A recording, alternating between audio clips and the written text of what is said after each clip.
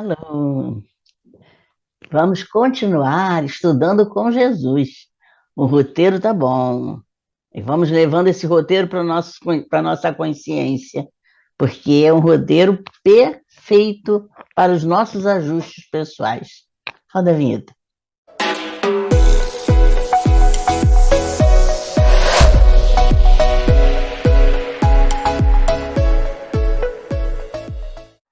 Vamos então a- ao capítulo 3, que fala da pequena história do discípulo.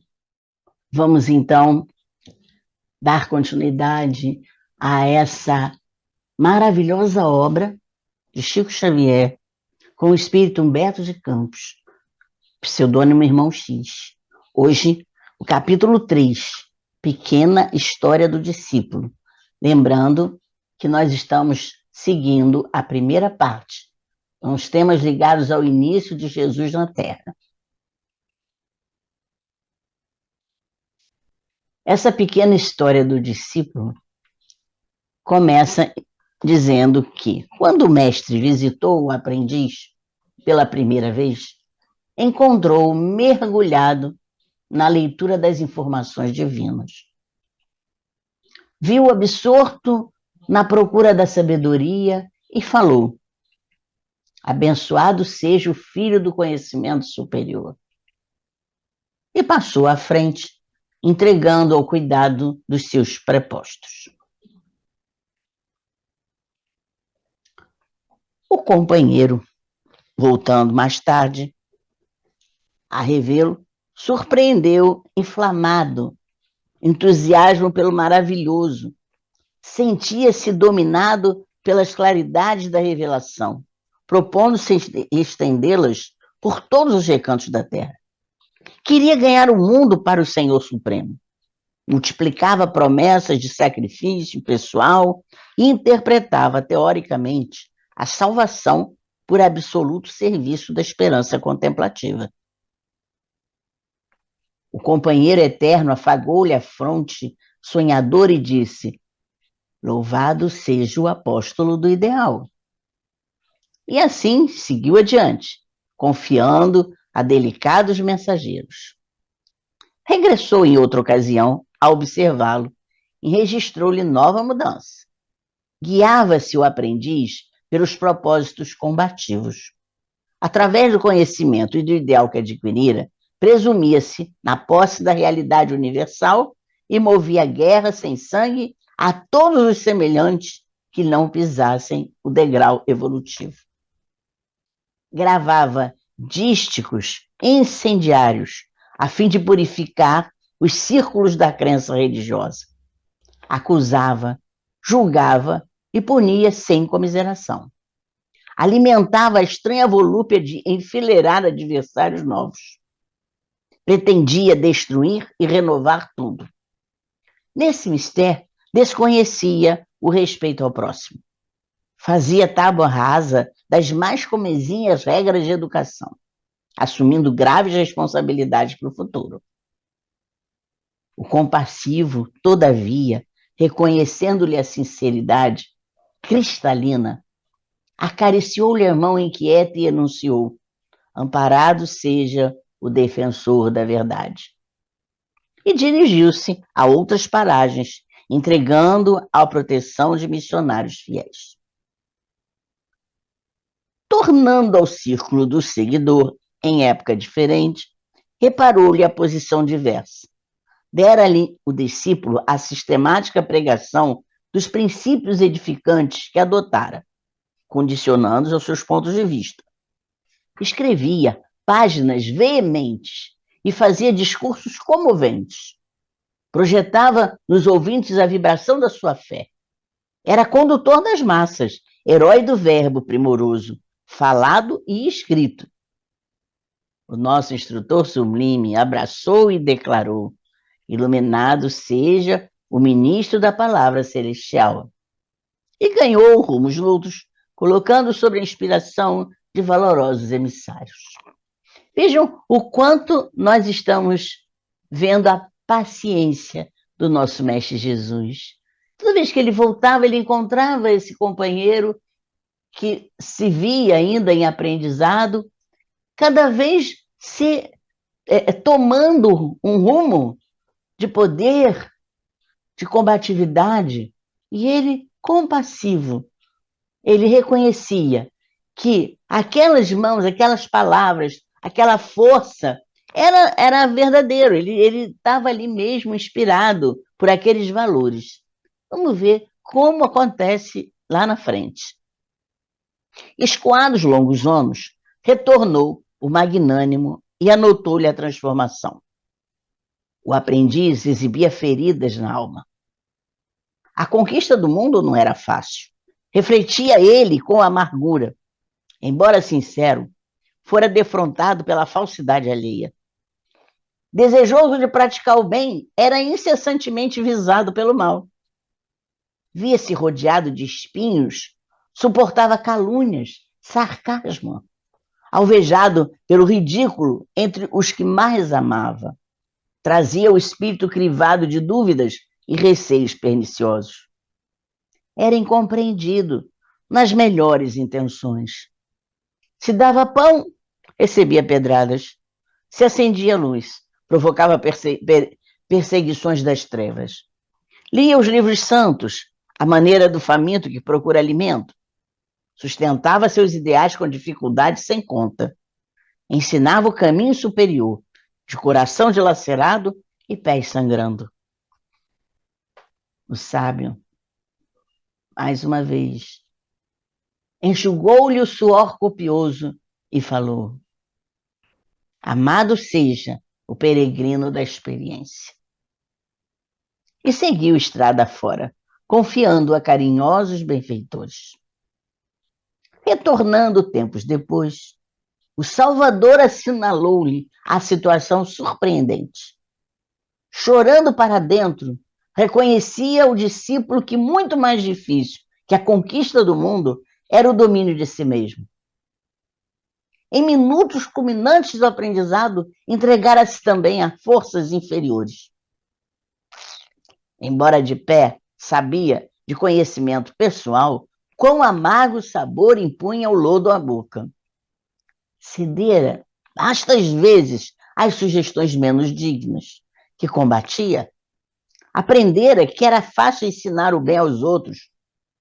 Era sempre difícil e doloroso edificá-lo no próprio íntimo. Ele que condenara a vaidade, o egoísmo, a volúpia, o orgulho, verificava que não havia desalojado tais monstros de sua alma. Renunciava ao combate com o exterior, a fim de lutar consigo muito mais. Vivia sob a pressão da tempestade renovadora, ciente das fraquezas e imperfeições de si mesmo. Confiava, acima de tudo, no Altíssimo, a cuja bondade infinita submetia os torturantes problemas individuais, através da prece e da vigilância entre lágrimas. O divino amigo secou-lhe o pranto e exclamou: bendito seja o irmão da dor que santifica. E seguiu para diante, recomendando aos colaboradores celestiais. Anos decorridos, regressou o misericordioso e admirou-lhe a situação diversa.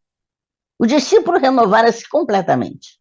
Preferia calar para que outros se fizessem ouvir. Analisava as dificuldades alheias pelos tropeços com que fora defrontado na senda.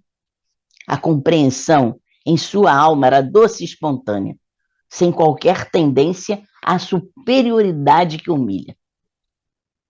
Via irmãos em toda parte e estava disposto a auxiliá-los e socorrê-los sem preocupação de recompensa.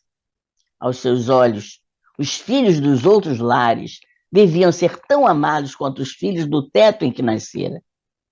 Entendia os dramas dolorosos, as vizinhanças, honrava os velhos e estendia as mãos protetoras às crianças e aos jovens. Lia os escritos sagrados, mas enxergava também a eterna sabedoria na abelha operosa, na nuvem distante, no murmúrio do vento. Regozijava-se com a alegria e o bem-estar dos amigos, tanto quanto lhe partilhava os infortúnios. Inveja e ciúme despeito e cólera não lhe perturbavam o santuário interior. Não sentia necessidade de perdoar, porque amava os semelhantes como Jesus lhe havia ensinado. Orava pelos adversários gratuitos do caminho, convencido de que não eram maus, e sim ignorantes e incapazes. Socorria os ingratos, lembrando que o fruto verde não pode oferecer o sabor daquele que amadurece a seu tempo. Chorava de júbilo a sós, na oração de louvor, reconhecendo a extensão das bênçãos que recebera do céu. Interpretava dores e problemas com um recurso de melhoria substancial. As lutas eram para ele degraus de ascensão. Os perversos, ao seu redor, eram irmãos infelizes, necessitados de compaixão fraternal. Sua palavra jamais condenava. Seus pés não caminhavam em vão. Seus ouvidos mantinham-se atentos ao bem. Seus olhos enxergavam de mais alto. Suas mãos ajudavam sempre. Sintonizava sua mente com a esfera superior. Seu maior desejo agora era conhecer o programa do Mestre e cumpri-lo. Pregava a verdade e a ensinava a quantos procurassem ouvi-lo. Entretanto, experimentava maior prazer em ser útil. Guardava feliz a disposição de servir a todos. Sabia que era imprescindível amparar o fraco para que a fragilidade não o precipitasse no pó e ajudar ao forte, a fim de que a força mal aplicada não envelhecesse. Conservava o conhecimento, o ideal, o entusiasmo, a combatividade em favor do bem, a experiência benfeitora e a oração iluminativa. Todavia, acima de tudo, compreendia a necessidade de refletir a vontade de Deus no serviço ao próximo. Suas palavras revestiam de ciência celestial. A humildade, não fingida, era a gloriosa auréola em sua fronte. E por onde passava, agrupavam-se em torno dele os filhos da sombra, buscando em sua alma a luz que amam quase sempre sem entender. O Senhor, encontrando em semelhante estado, estreitou nos braços de coração a coração, proclamando: bem-aventurado o servo fiel que busca a divina vontade do nosso Pai. E desde então, passou a habitar com o discípulo para sempre. Essa mensagem foi extraída do livro Luz Acima, do capítulo 3. Gente, essa é uma lição que todos nós que somos os aprendizes precisamos botar na consciência, botar no coração, botar na palavra, botar nos gestos. Nós pensamos muitas vezes que é muito fácil fazer com que as pessoas se modifiquem. Falamos palavras bonitas, mas olha só, o tormento do aprendiz. Quando ele percebeu que, em primeiro lugar, ele tinha que olhar para dentro dele, que ele percebeu que as pessoas se modificavam, mas que, no final das contas, ele também estava com adversários dentro dele para combater. Ele começou a fazer a mudança. Ele começou a olhar de forma diferente para aqueles que estavam passando na frente dele, que eram os aprendizes também. Que todos nós, na verdade, estamos aprendendo sempre. E se não levarmos em consideração isso, e se a cada tropeço, se a cada barreira nós nos desnortearmos, não chegaremos a lugar nenhum. Mas ele foi forte o tempo todo. Ele manteve exatamente o programa que ele realmente montou. Agora, ele chegou à conclusão de que ele tinha que atender o bem e ao mal da mesma maneira, com a mesma força, sem revide, sem combate. E aí sim, ele estreitou a integração com o mestre. Era isso, e é isso que o mestre está querendo de nós também. Que nós consigamos, alcançar nessa esfera de aprendiz essa consciência. Porque mais cedo ou mais tarde, em nosso caminho, nós vamos ser testados, sim. Vamos ver se aquele adversário já está integrado na sua caminhada. Ou se ele ainda está apontando para o outro os defeitos. Vamos pensar nisso. Vamos fazer o nosso programa de vida, o nosso programa de aprendizado nesse aspecto. Qual é o foco? É nos integrarmos com o mestre. Esse é o foco. E nós podemos fazer isso antes de chegar à plenitude, porque senão não chegaremos. Se nós tivermos esse programa de integração com as palavras do mestre, com os ensinamentos do mestre, nunca chegaremos à plenitude. Mas nós somos chamados para divulgar, somos chamados para trabalhar, somos chamados para nos esforçar nessa senda de reparação, de regeneração, de ajuda, de alfabetização àqueles que ainda não conseguiram aprender nada. Não é tão fácil se alfabetizar nesse diálogo do mal com o bem. É mais fácil você se alfabetizar na escola, aprender a escrever o teu nome, do que se alfabetizar nessa seara divina que o mestre está querendo que a gente faça a nossa evolução. Somos aprendizes, mas não somos pessoas que não tenham discernimento. Temos consciência. E por que não ativarmos nossa consciência?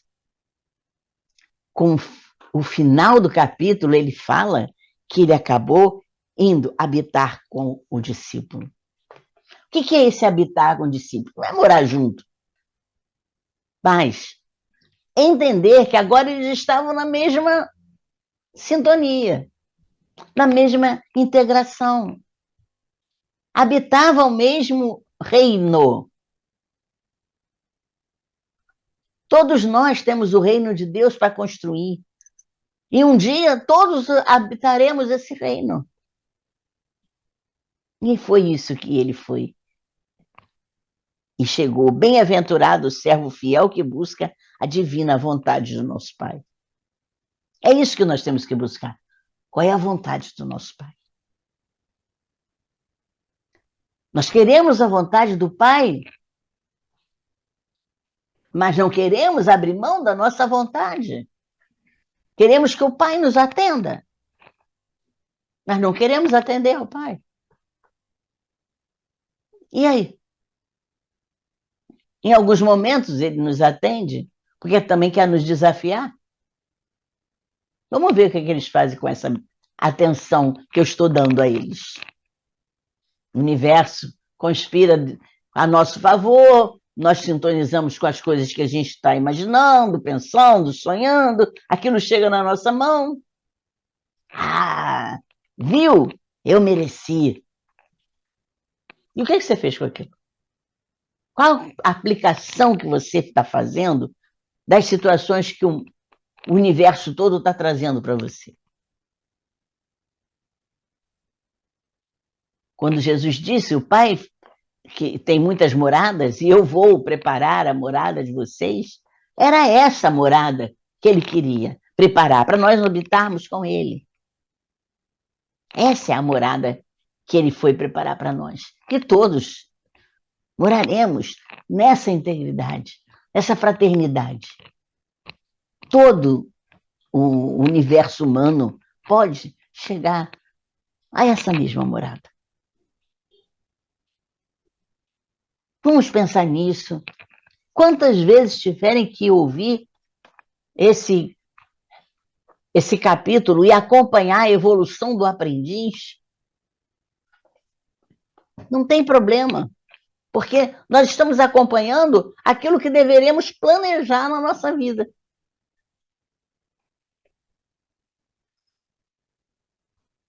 Não é tão simples, não é tão fácil.